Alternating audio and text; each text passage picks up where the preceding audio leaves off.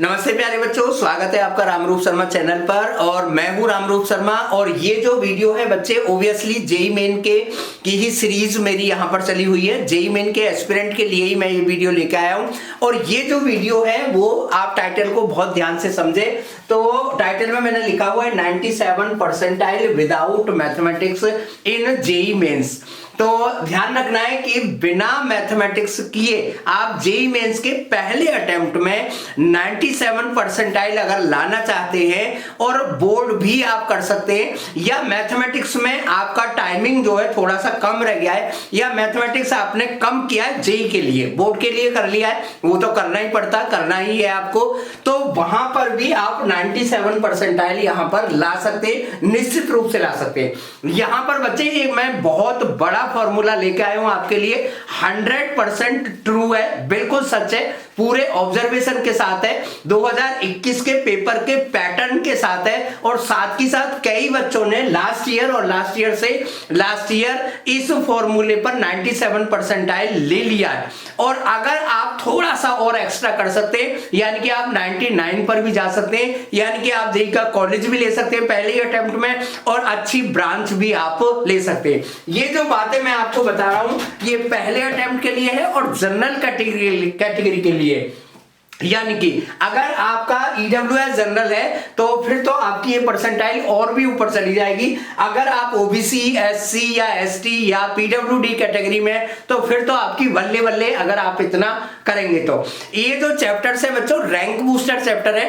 Rank booster का मतलब आप समझते होंगे, यानी कि वो चैप्टर जो हाई वेटेज के होते हैं और शॉर्ट होते हैं और थोड़े से इजी होते हैं, ठीक है ना। अब मैं आपको सब्जेक्ट वाइज बता देता हूं कि 30 क्वेश्चन में से अगर आप फिजिक्स में 13 क्वेश्चन कर लेते हैं, यानी कि ओब्वियसली जैसा मुझे लग रहा है, और आप अपने भी दिल पर हाथ रख के देखें कि अगर आपने मैथ कम किया है तो सीधी सी बात है कि आपने फिजिक्स को ज्यादा किया है और केमिस्ट्री को भी काफी किया है, और इसलिए मैथमेटिक्स थोड़ा सा पीछे हो जाता है। और ये मैंने देखा है कि जो बच्चे मैथ में एंट्री कर जाते हैं और अगर वो कहीं वेव में एंट्री कर गए, अगर वो कहीं ऑप्टिक्स में एंट्री कर गए, अगर कहीं वो डायनामिक्स में एंट्री कर गए, काइनेमेटिक्स में एंट्री कर गए, तो उनके पास में मैथमेटिक्स को टाइम थोड़ा सा कम रह जाता है। तो बिना मैथमेटिक्स के आप कैसे करेंगे ये मैं आपको बता देता हूं। पहले आपको मैथमेटिक्स से ही शुरू कर देता हूं। आप सोच रहे होंगे मैथमेटिक्स के बिना और मैथमेटिक्स के आपने चैप्टर लिखे हुए हैं, तो बच्चों चैप्टर्स के नाम देख लें। पहला चैप्टर है मैथमेटिकल रीजनिंग। ये चैप्टर आप बड़े आराम से 2-3 दिन में बैठ के कर सकते हैं और कर लिया होगा, और इसमें कोई भी ऐसी नई चीज नहीं है। एक क्वेश्चन आ जाएगा। Height and distance 10th class का चैप्टर है, थोड़ा सा एक्स्ट्रा करना होगा, बड़े आराम से कर लेंगे क्योंकि आप फिजिक्स कर रहे हैं। वहां से एक क्वेश्चन है। स्टैट्स आपने 9th 10th क्या 6th 7th 8th से करते चले आ रहे हैं, 11th और 12th की अगर आप स्टैट कर लेते हैं तो आपका एक क्वेश्चन आ जाएगा। ये ध्यान रखें, स्टैट को देखकर ऐसा लगता है सभी बच्चों को कि ये तो यार 5 या 6 मिनट में होगा, ऐसा नहीं है। जेईई मेन वाले जो लोग होते हैं, जो पेपर बनाते हैं, वो एक लॉजिक और ट्रिक देखते हैं कि अलजेब्रा अगर किसी को ठीक से आता है तो वो बड़े आराम से क्वेश्चन होगा। बल्कि मैं तो आपको ये बताऊं कि अगर आपके कैलकुलेशन बहुत लेंथी जा रही है, means you have done something wrong before it, right.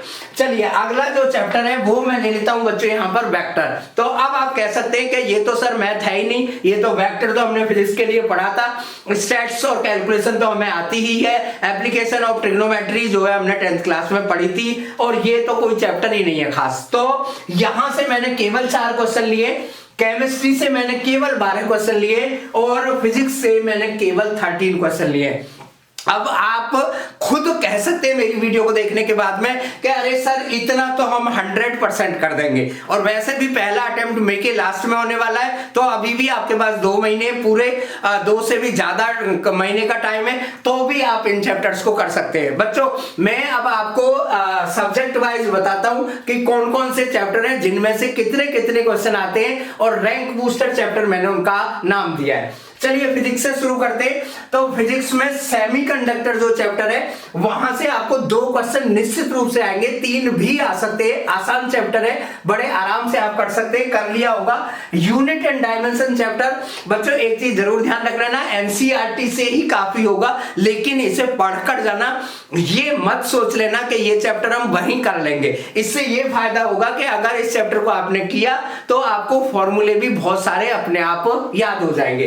अगला जो चैप्टर है ईएम वेव है, छोटा चैप्टर है, एनसीईआरटी से भी हो सकता है। उससे अगला जो चैप्टर है 1 डायमेंशन है, 9th क्लास में भी आपने किया होगा, आसान क्वेश्चन आता है। करंट इलेक्ट्रिसिटी बच्चों नाम देख के ये मत सोचना कि ये बहुत बड़ा होगा, करंट इलेक्ट्रिसिटी छोटा ही चैप्टर है।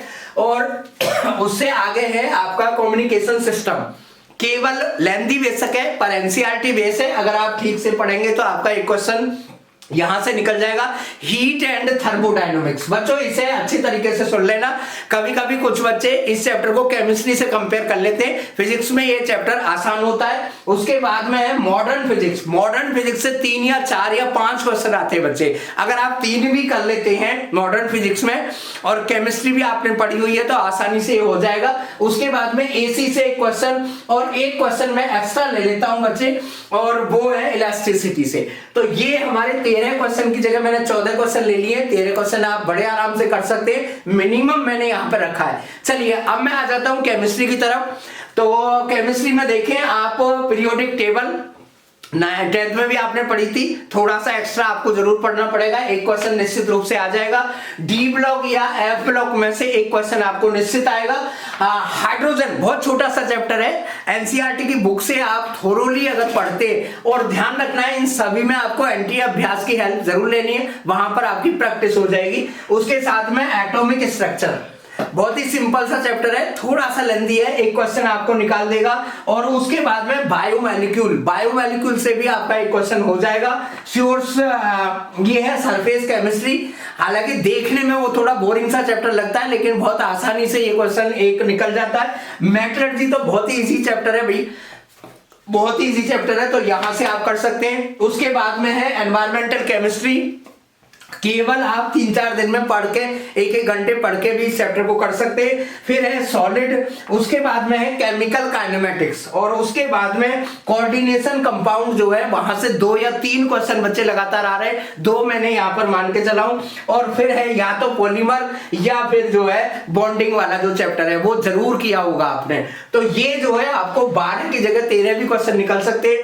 तो बच्चों 13 और 12 25 और 4 29 और 29 4 यानी कि आपके 116 मार्क्स हो जाते हैं। और आप यकीन करें, मजाक ना समझे, ये ना सोचें अरे सर 116 में कैसे हो जाएगा। फर्स्ट अटेम्प्ट में बच्चे जनरल कैटेगरी के लिए 116 में ही आपकी 97 परसेंटाइल निकल आएगी। और अगर आपने थोड़ा बहुत इसमें कुछ और ऐड कर लिया या करना चाहते हैं, लेकिन ध्यान रहे आप जेईई मेन का पेपर देने जा रहे हैं, जितना भी करें अच्छे तरीके से करें, पूरे तरीके से करें, नहीं तो ऐसा होगा कि जो आपने छोड़ा होगा पार्ट वहीं से आपका क्वेश्चन आएगा। तो अगर आप मेरी वीडियो को बहुत ध्यान से समझेंगे, बहुत ध्यान से देखेंगे, मैंने एक एक चैप्टर लिखा हुआ है, नंबर ऑफ क्वेश्चन यहां पर लिखे हुए हैं, टोटली जो चीजें हैं वो 100% वेरीफाइड है। 2021 के जो 18 पेपर हुए थे सभी पेपर्स में ये क्वेश्चन आपके लिए आए हुए थे।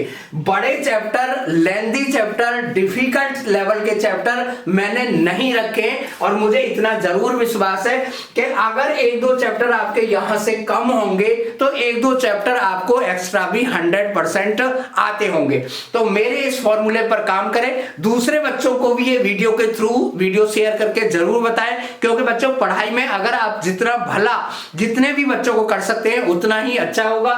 और एक 97 परसेंटाइल भी आप विदाउट मैथ ला सकते हैं। और ये जो वीडियो है, ये जो फॉर्मूला है, इस पर पिछले साल कई सारे बच्चे काम कर चुके और 100% सक्सेस हुए, ठीक है ना। तो इसे शेयर जरूर करें, इस तरीके से पढ़ें जरूर। और ये जो चीजें आपको देखने में लग रही होंगी कि यार ये तो हो जाएगा, है ना, जैसे कहते हैं ना कि यार आएंगे तो बाबा जी तो ये तो आप कर सकते हैं निश्चित रूप से।